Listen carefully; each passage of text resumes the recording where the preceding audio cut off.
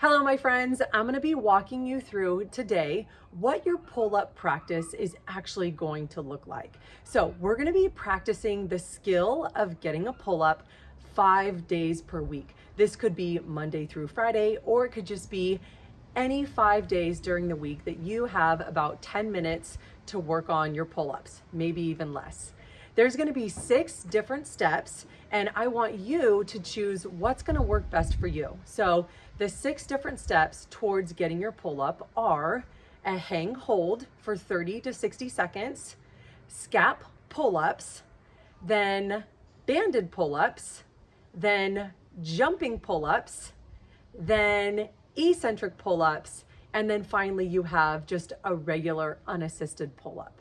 So if you can only hang hold for like 10 seconds, then that's where you're gonna start. You're gonna start working on that 3 sets a day, 5 days a week. Once you master your hang hold and you can hold for at least 30 seconds, then I want you to be working on your scap pull-ups. Once you can do scap pull-ups, 10 reps for 3 sets, then I want you to work on the next progression, which is your banded pull-ups. So hopefully you get the idea. Whatever is the most challenging thing that you can do, that's where you're gonna spend your time on your daily practice. And where you start at the beginning of the program, hopefully is not where you end. I want you to be advancing through these different progressions so that hopefully you'll be getting your first unassisted pull-up or doing more than you've ever done at the end of this program. So let me show you what each of these things looks like, beginning with our hang hold. So I'm gonna come to the bar. I can reach my bar, but if you can't, then obviously use a box or a step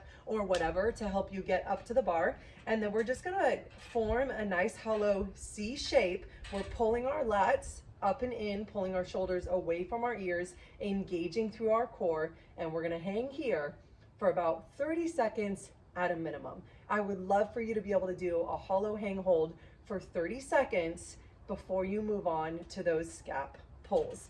That is the next skill that we're gonna work on as you progress towards your pull-ups. So for our scap pull-ups, it's gonna be a hang hold, but now we're just pulling our shoulders away from our ears and then shrugging back up. So this is our scaps working, kind of our lats, and we're gonna do 10 reps. So coming up to the bar, forming that hollow C shape.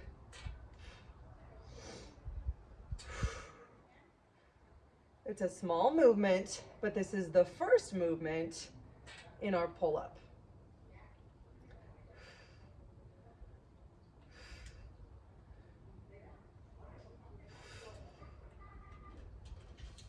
The next progression is going to be a banded pull-up, and you can actually do this 2 ways.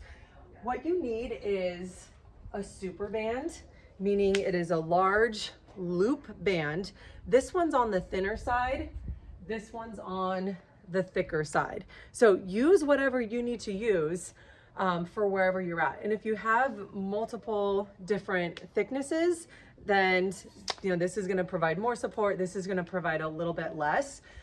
You can start with the thicker one or double bands, and then eventually use 1 band or the thinner band. I have these J hooks on my rig right here. So I'm gonna show you this version first, and then I'll show you a different version if you don't have the J hooks. So I'm gonna use this thin band right here. I'm gonna hook it on. And if you'll notice where the band is, it's probably about halfway up the bar. So the higher you have it, the more support it's gonna provide in that pull-up. As you get better, I want you to bring that band lower down, and then it's not gonna be providing as much help. So you can use a box to get up, or I'm just gonna step on up, grip with my hands, push down with my foot, and this is gonna be a nice assisted pull-up.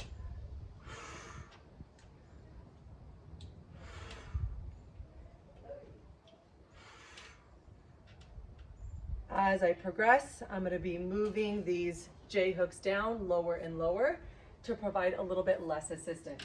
If you don't have J hooks, so you have like a pull-up bar, but not these, or you just have a pull-up bar that's in like a doorway, so you can also loop the band around the bar And then I'm just gonna step through it. I'm gonna put my other foot next to my banded foot. And now I have an assisted pull-up here as well.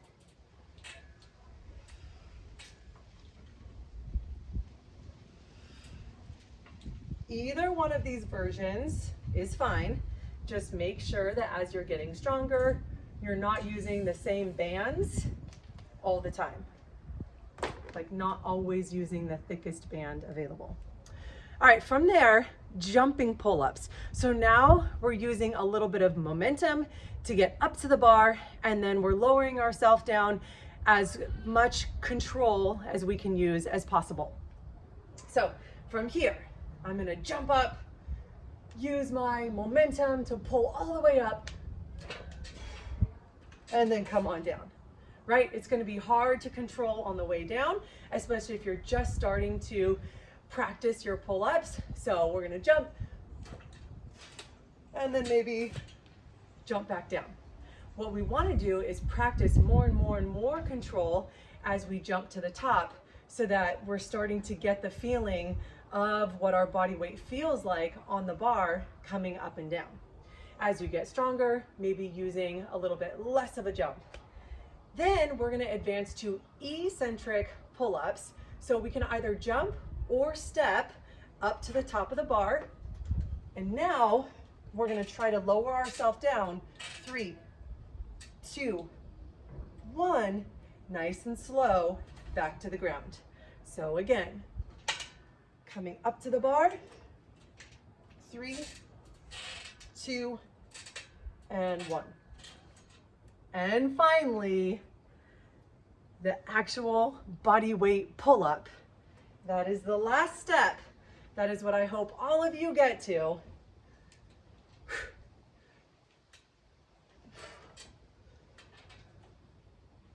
I'm a little bit tired now.